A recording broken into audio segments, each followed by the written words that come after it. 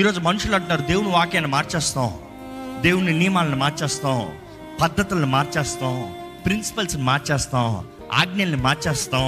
అదంతా ఆ కాలం, ఇదంతా ఈ కాలము. No no no no, the word of God will never change. చుట్టూ గోడలు కట్టేసుకుని ఇంతవరకే బ్రతుకుని లిమిట్ చేసుకుంటున్నారు. నీ మీద మహిమ ఉండేలా చేస్తా. కొన్ని పరిస్థితులు నీవు అనుకున్నట్టుగా ఉండవు, కానీ నీ పరిస్థితుల్లో నిన్ను తోస్తాను నేను. నువ్వు అనుకోవచ్చు, దేవా నన్ను విడిచిపెట్టేసావా? కాదు కాదు కాదు, నువ్వు ఎగిరేలాగా చేస్తున్నావు, నీలో విశ్వాసం ఎదిగేలాగా చేస్తున్నావు.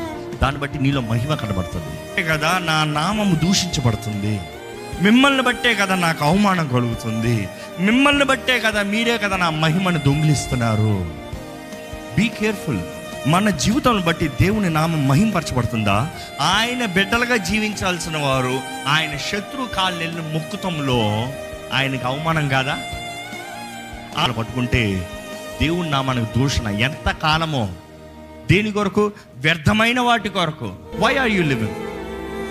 Why are you doing what your doing? For who? For what? What is the reason? If it is not for the glory of God, అది దేవుని మహిమ కొరకు కాదంటే వేస్ట్. ఎంత చదివినా వేస్ట్, ఎంత సంపాదించిన వేస్ట్, ఏది చేసినా వేస్ట్, ఎంత ప్రయాసపడిన వేస్ట్, ఎంతమంది బిడ్డలు కలిగిన వేస్ట్, ఎంత ఆస్తి కలిగిన స్వర్ణ. ఆయన మహిమ కొరకని చెప్పండి.